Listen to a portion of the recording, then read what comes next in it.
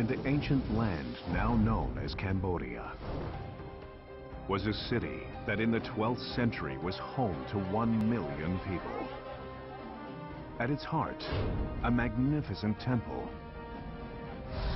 born from horrific violence to build heaven on earth. Larger than any European cathedral, surrounded by massive waterways. It survived invasions and modern wars. One of the greatest temples in the world, Angkor Wat.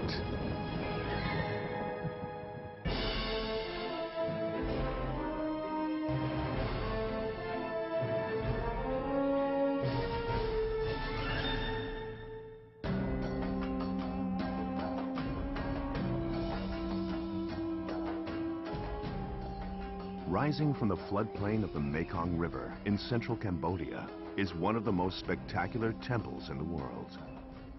This is Angkor Wat. Once a Hindu temple, now a stunning monument to Cambodia's golden age.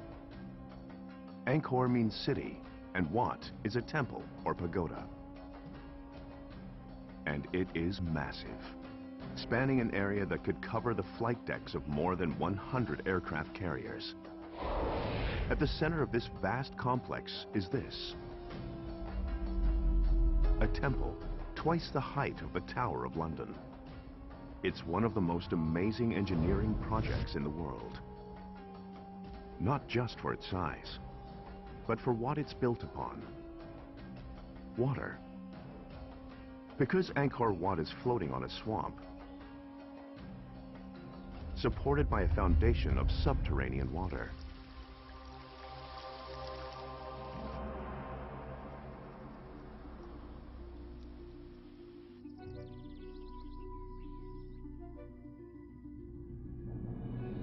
Mysterious and captivating, its enormous scale and beautiful carvings are the brainchild of an autocratic king. His name is Suryavarman II, Shield of the Sun.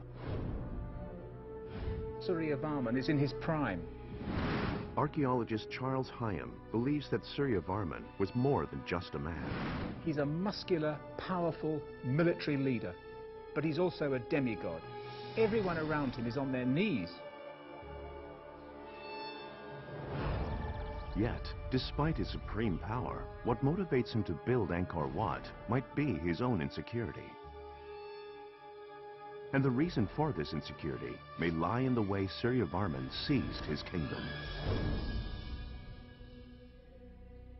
Cambodia, 1113 CE. This is the heart of a vast empire ruled by a people known as the Khmer, which includes modern-day Cambodia and extends into Laos. Suryavarman is not yet king of this empire. He is only 14 years old, and his uncle holds the throne. Not even the heir apparent, the ambitious teenager, believes he is destined to be king. According to legend, the young man ambushes his uncle, traveling through his domain.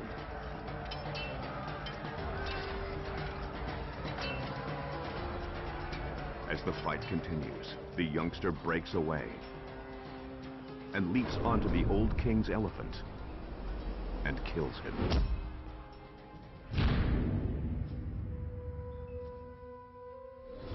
Victorious, the 14-year-old gains a fitting new name: Suryavarman II, Shield of the Sun. Having seized the throne, Suryavarman immediately sets out to consolidate his hold on the empire. It was a true, gigantic and sophisticated empire. Stone conservator Simon Warwick is fascinated by Suryavarman's legacy. Perhaps on a level of the Roman Empire, though it hasn't been studied as much, but it was gigantic.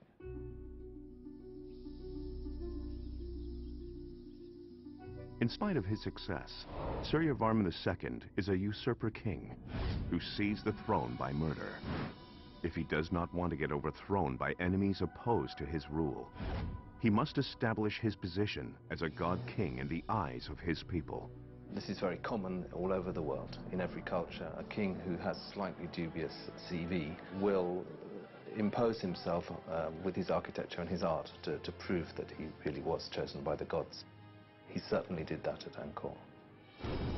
Consulting with his priests and advisors, Suryavarman pursues an aggressive plan. He starts by selecting the Hindu god Vishnu as his patron. His choice sends a powerful message, since Vishnu is invoked by other kings in times of war.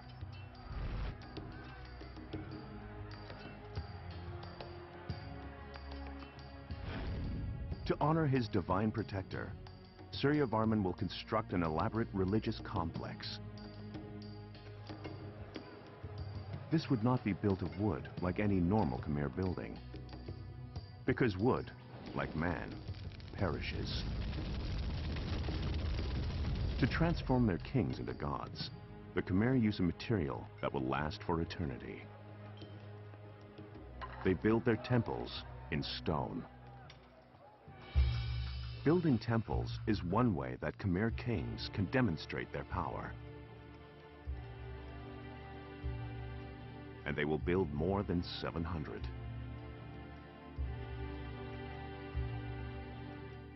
But Suryavarman wants his masterpiece to surpass them all. It'll be the largest temple in the Khmer Empire, Angkor Wat.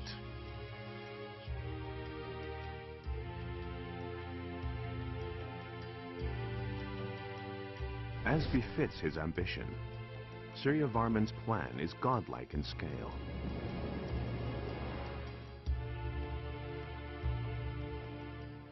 Angkor Wat will reproduce on Earth the world of the gods in every detail.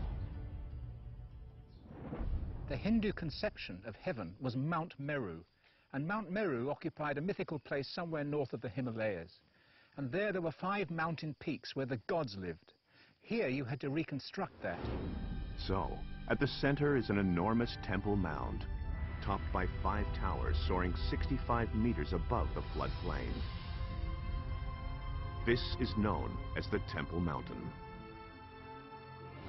The Temple Mountain was clearly a place of worship, but it may also have had another, equally sacred purpose. The building presents conflicting clues. It is dedicated to the Hindu god Vishnu, yet it features Suryavarman II's posthumous name, Parama Vishnu Loka. It faces due west, the compass point associated with Vishnu, but also the direction of death. When the king became king, the first thing in mind that he had was when he died he had to go to heaven. And so here they had to reconstruct, literally, heaven on earth. And there was already a massive project. He had a large army of architects, he had his priests, he had his soothsayers, he had everybody organized from the word go to build this massive complex, so that on death he went straight to heaven. Hayam believes that Suryavarman planned this complex as his gateway to the afterlife. Like the pyramids in Egypt, the temple should be completed before the god-king dies. If not, he might not join the gods in heaven. This was unthinkable. But just clearing the site amid the steamy rainforest is the first challenge. Because the area it covers is huge, some 500 acres. It's hard to get your head around how big 500 acres is. For engineer Ed McCann, the scale of this place is staggering. 500 acres is about the size of 250, 300 football pitches. It's not just the size of the site that is daunting. The construction hurdles are equally formidable. And this will be covered with trees that are from this sort of size to, meters in diameter of hard tropical wood. They've got a few machetes and maybe an axe or two, and they've got to chop their way through this in the middle of steaming heat and bugs and beasties everywhere, and this would have been a mammoth task, an absolutely mammoth task to clear this area. Like most of Cambodia, Angkor sits on a flat, waterlogged plain. But it is the capital of the Khmer Empire, and to boost his prestige, Suryavarman needs to build here. So his men must erect millions of blocks of stone in the middle of a flat flood plain where there is no quarry. And he must do it in a monsoon-plagued swampland, which will somehow support his megastructure for nearly 1,000 years.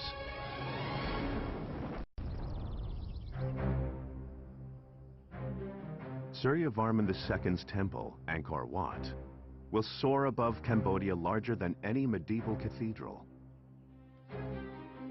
And his engineers have less than a single lifetime in which to build it. I'm a stonemason by trade, and I still haven't really worked out how they did it. That temple was built in probably about 35 years. Now, the only cathedral in England, for instance, that was built in such a short time is Salisbury. Most cathedrals took up to 200, 300 years, and they're considerably smaller than Angkor Wat. Because the temple is sacred, it has to be built on pure soil. This meant that the dirt was to be excavated down several meters. It is backfilled with thick layers of sand and topped with stones. A final layer of sand is added to level the surface. But all this will be for naught unless they can secure the favor of the gods who will reside in the temple. So, before they start building, they select an auspicious day in the calendar. Priests call out to the gods for their blessings. They dip cords in colored powder. With these, they lay down mandalas. The mandala patterns represent heaven, symbolically binding the gods to the site and ensuring their blessings on the temple. At the core of the temple are the